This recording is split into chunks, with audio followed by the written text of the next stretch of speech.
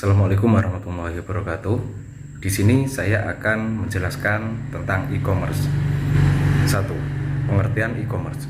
E-commerce adalah kependekan dari electronic commerce. Secara singkat, pengertian e-commerce adalah segala bentuk perdagangan yang prosesnya terjadi secara online ataupun menggunakan perangkat elektronik.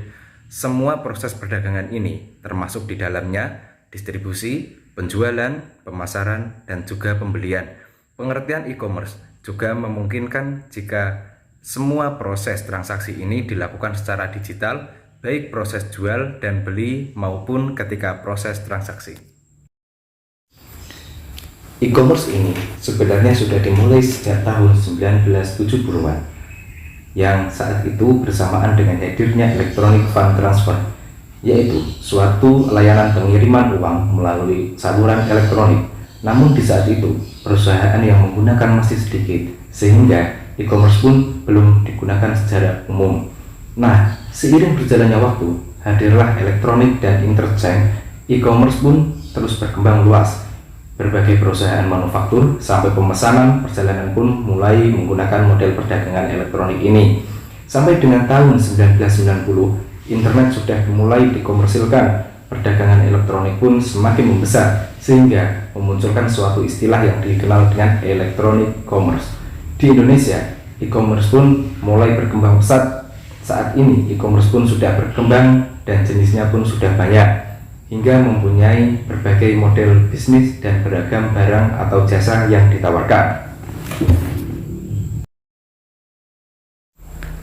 3. Jenis e-commerce. 1. Business to business. Jenis e-commerce seperti ini dilakukan antara produsen atau perusahaan dengan perusahaan. Pemesanan atau pembelian produk antar perusahaan tidak pernah mengalami keterlambatan atau kekurangan. Biasanya mereka mendapatkan dengan harga grosir dengan jumlah pesanan yang cukup banyak. Contoh e-commerce yang menggunakan jenis e-commerce ini adalah Indo Trading, Indonetwork.com. Beberapa produk yang biasanya diperdagangkan antara lain bahan industri, bahan dasar pabrik, produk bahan kimia, dan sejenisnya. 2. Business to consumer.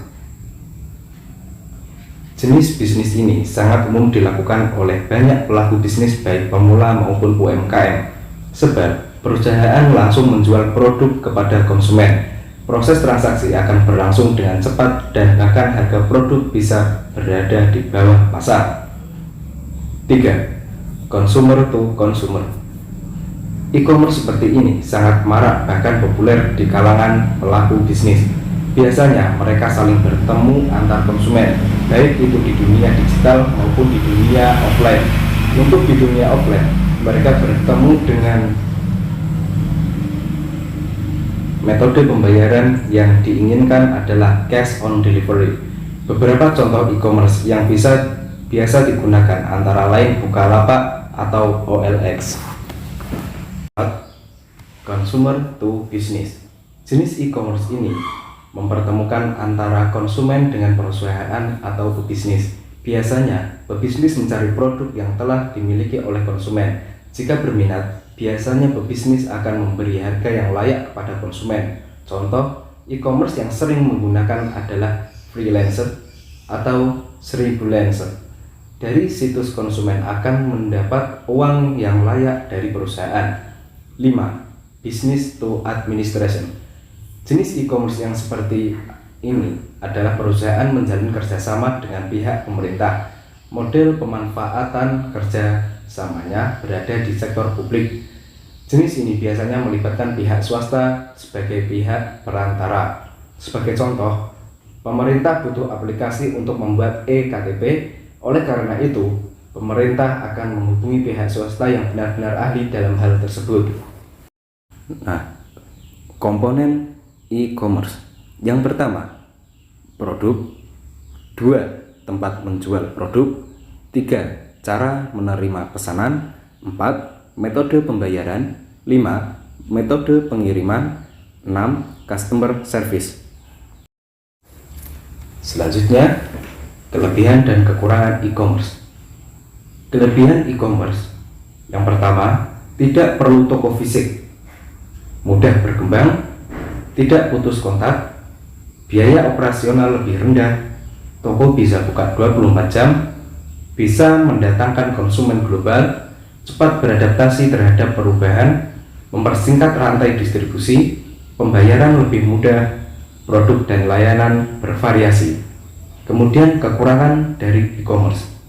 Yang pertama, ketergantungan yang sangat kuat pada teknologi informasi dan komunikasi. 2. Kurangnya undang-undang yang memadai untuk mengatur kegiatan e-commerce baik nasional maupun internasional. 3. Budaya pasar yang menolak perdagangan elektronik. 4. Warna dan kualitas produk yang dijual belum tentu sama antara foto yang ditampilkan dengan produk asli. 6. Contoh e-commerce di Indonesia. Ada JD.id, Orami, Sosiola, Bineka, Lemonilo, dan sejenisnya. Saya akan menjelaskan tentang marketplace. Marketplace adalah suatu platform di mana memiliki tugas sebagai perantara antara penjual dan pembeli untuk melakukan proses transaksi produk secara online. Sebenarnya, marketplace dapat disamakan dengan konsep pada pasar tradisional, namun yang berbeda marketplace dilakukan melalui internet atau lewat media online. Berikut jenis-jenis marketplace. Yang pertama adalah marketplace murni. Dalam jenis ini, marketplace mempunyai peran penting sebagai fasilitator antara penjual dan pembeli. Di sini, penjual bebas untuk melakukan berbagai transaksi produksi serta mengelola pembayaran, menampilkan informasi mengenai produk, dan lainnya. Penjual berkewajiban untuk menyertakan informasi dan data terkait produk yang dipasarkan secara lengkap dan detail, supaya dapat memudahkan dan meyakinkan pembeli atau pembeli untuk membeli produk tersebut. Deskripsi barang juga harus sesuai dengan kondisi dan bentuk barang, sehingga kredibilitas toko atau brand Anda tetap terjaga dengan baik. Contoh, marketplace murni adalah platform terkenal seperti Tokopedia, Bukalapak, Elevania, dan Blibli. Yang kedua adalah marketplace konsinyasi. Marketplace konsinyasi merupakan jenis pasar daring di mana penjual hanya memiliki akses untuk menitipkan produk saja. Maksudnya adalah dari pihak penjual hanya dapat menyediakan barang serta mengirimkan deskripsi informasi detail dari barang tersebut. Tugas dari marketplace di sini adalah sebagai perantara sekaligus mengatur urusan pembayaran, pengiriman barang, foto produk, dan lain sebagainya. Jadi, untuk jenis yang satu ini, segala macam bentuk transaksi jual beli diserahkan kepada platform. Penjual hanya sekedar menyediakan barang. Contoh platform yang telah menerapkan marketplace konsinyasi adalah Zalora dan Beribenka. Untuk perbedaan yang mendasar dengan pasar daring murni terletak pada tanggung jawab dari penjual produk, serta proses transaksi jual beli. Perbedaan e-commerce dengan marketplace. Yang pertama adalah biaya. E-commerce di awal mengeluarkan uang, tapi bentuk investasi jangka panjang. Marketplace gratis kecuali jika ingin menikmati fitur premium marketplace. Yang kedua, tingkat kesulitan pembuatan. E-commerce, proses pembuatan website cukup mudah dan cepat. Apabila sudah terbiasa mengoperasikan website, marketplace merupakan pendaftaran dan bisa digunakan langsung berjualan. Contoh marketplace di Indonesia adalah Shopee, Lazada, Tokopedia, Bukalapak, Blibli.com.